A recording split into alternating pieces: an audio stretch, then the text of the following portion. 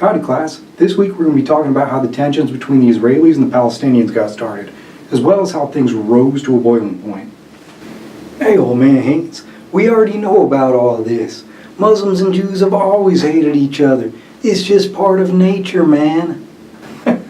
Oh silly petulant child, it's actually a common misconception that the Arabs and the Jews have always been in conflict and that it's nothing new. But this actually couldn't be further from the truth.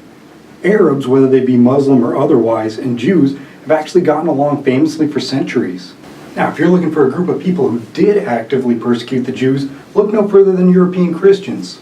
From the Inquisition, to the pogroms in Russia, to the Holocaust, Jewish people were generally not safe in Europe.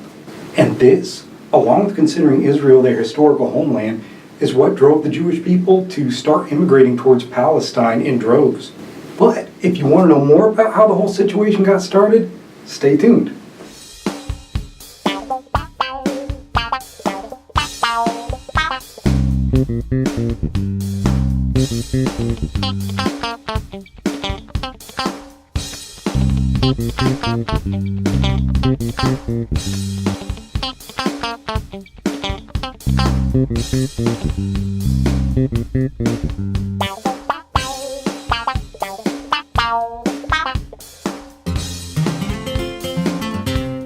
So before we delve backwards into the annals of history, I'd like to give you just a little bit of context over the modern conflict in Israel. Israel, a country about 1/12 the size of the state of Oregon, is located in the Middle East, just to the northeast of Egypt. There are currently two zones in Israel that are considered designated Palestinian turf, and those are the Gaza Strip and the West Bank. Now these territories are hotly contested, and you've probably heard about some of the conflicts on the news. You may think that these combat zones are going to be wide open spaces, but not so much. According to mapfight.com, Dallas-Fort Worth is about 4.3 times larger than the West Bank, and Los Angeles is about 3.6 times larger than the Gaza Strip. And to give you some context over population density, Portland, Oregon is about 4.1 square miles larger than the Gaza Strip. But the Gaza Strip has almost 3 times as many people as Portland. So, needless to say, they're packed in there pretty good. And now that you've got a bit of an idea over the modern contested territories in Israel, let's turn the clock back a bit to the pre-World War I era.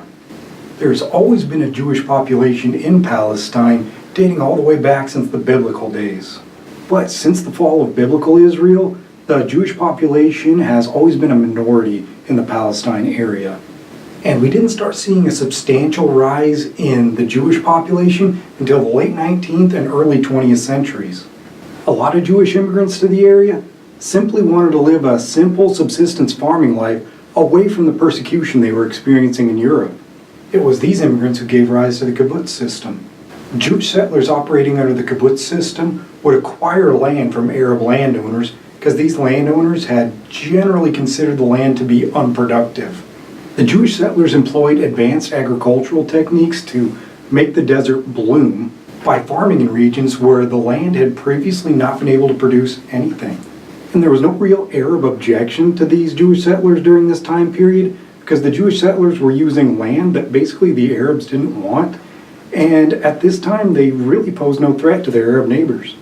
Now fast forward a bit, if you will, to the year 1920, and there's about 1 Jewish citizen for every 10 Arab citizens. The map on the screen now shows Arab settlements in red and Jewish settlements in blue back in 1920, when Arabs were still the overwhelming majority.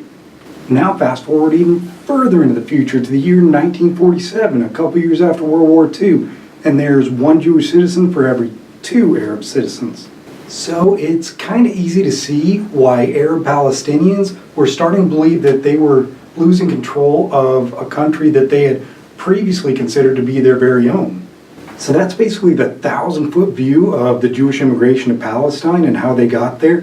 But worry not, because we're going to take a closer look at some of the happenings along the way. But who actually owned the country at this point? I mean, isn't Israel like a Jewish country after all? Well, I'm glad you asked, young Haines. See, in and around the World War I era, the British made a major kerfuffle of things by promising the exact same land to multiple parties. The first of these promises we'll take a look at is the Sykes-Picot Agreement. And this was essentially an agreement between the British and the French as to how they were going to carve up the former Ottoman Empire after defeating them in World War I. Now, for those of you who don't know about the Ottoman Empire, it was at one point in time the largest empire in the world, spanning from modern Turkey all the way through the Middle East and parts of Europe as well.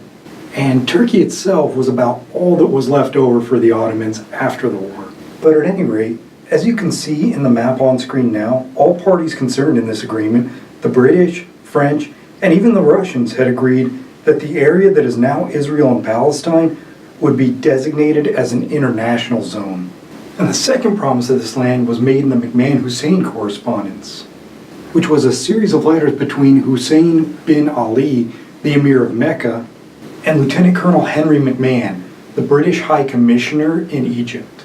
Now, the long and short of these letters is that the British agreed to support the creation of an independent Arab state in exchange for the Arabs helping in opposition against the Ottoman Empire.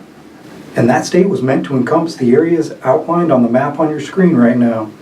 It's a little hard to see this map, so I'll go ahead and give it an outline real quick. Now, those of you who are paying close attention at home, you might be noticing that the area which is to be designated an Arab state actually encompasses what is now Israel, which I'll go ahead and highlight on the map real quick. So just in these first two documents, we're starting to see how different British parties made different promises as to the land that is now Israel/Palestine is going to be utilized in the future. And moving on to our third and final promise in our series of British promises, we have the Balfour Declaration. Now, this declaration was actually a letter in which Arthur James Balfour, this guy here, who was Great Britain's foreign secretary at the time, writes a letter to Britain's most prominent Jewish citizen, Baron Rothschild, who is on your screen now with the awesome facial hair, that the British government promised to support the establishment of a Jewish homeland in what is now Israel and Palestine. Balfour states in no uncertain terms, as I quote directly from his letter, "His Majesty's government view with favor the establishment in Palestine of a national home for the Jewish people." So now we're seeing a third different version in as many documents of how the British government has promised it intends to use the land in what is now Israel and Palestine. So hold up, wait a minute. It was basically like... So we are in agreement, eh? The Palestine will be an international territory, no? Yeah, that sounds alright. Pardon me, my good man, but don't you think it would be favourable to designate Palestine as a territory for the Arabs, as they were so kind as to help us out in our time of need? Aye, sure, why not? The more the merrier.